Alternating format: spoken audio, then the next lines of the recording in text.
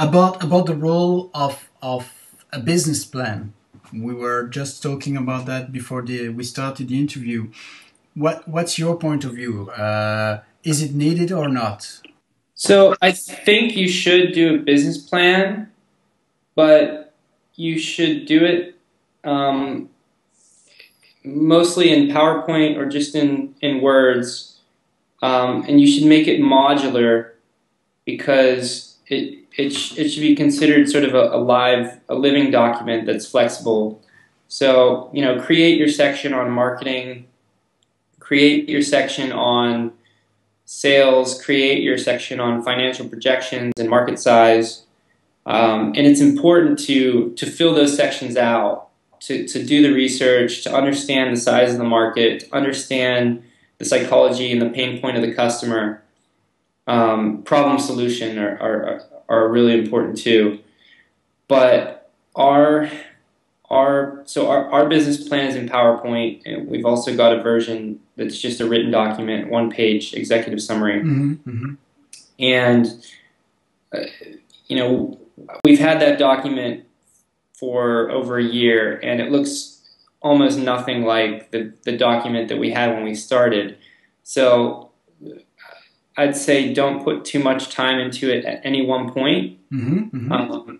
But at the same time, it's good to have that as sort of a home for your evolving ideas, because you need to evolve the ideas on all sides. You need to evolve the business model. You need to evolve the problem solution. You need to evolve the customer targeting. And once you have something on paper, you learn by talking to people. You learn by putting a product out there, and then you update sort of your thoughts and your business plan in all the areas all the time. So again, it's a little bit the same approach as the launch iterate for a product. You try to stay flexible, and you use the business plan just as a kind of thinking tool, which you can improve every time that you receive feedback from people. Yeah, yeah. Always defining and always refining. That's that's a good summary. Like that. And about speaking with investors trying to raise money, what would be your advices to people that need to talk with investors to raise money for their company? Do you need to do it just at the start, or do you have any advice? That's something that I've learned a ton about talking to investors.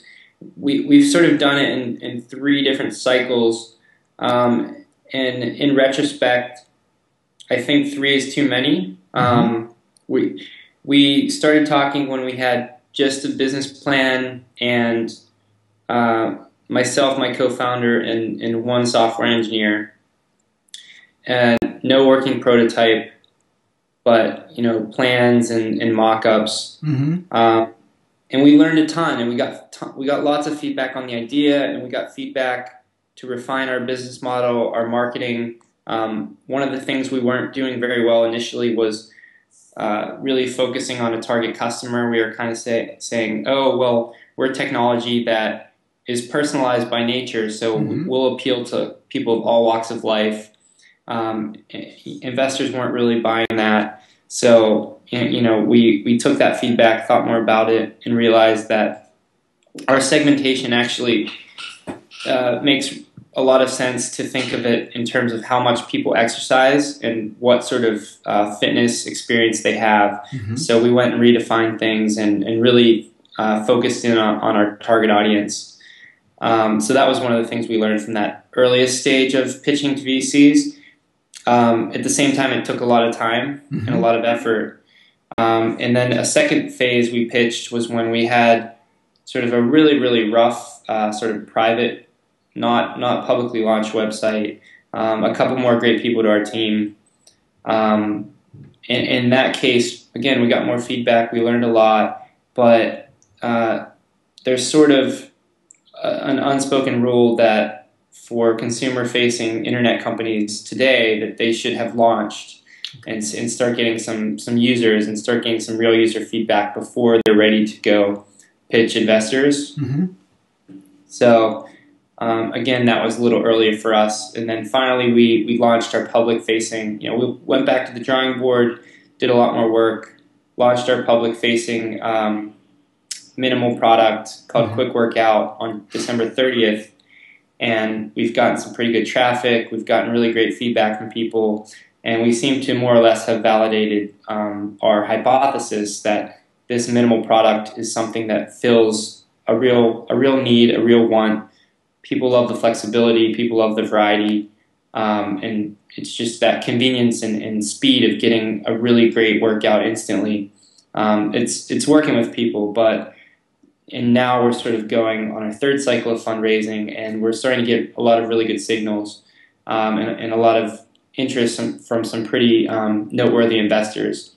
So it's taken us a lot to get here. And like I said, I learned a bunch from the previous two cycles of pitching, but ultimate thing is that if you're doing consumer web, you should have some product out there before you're probably really ready to go raise money.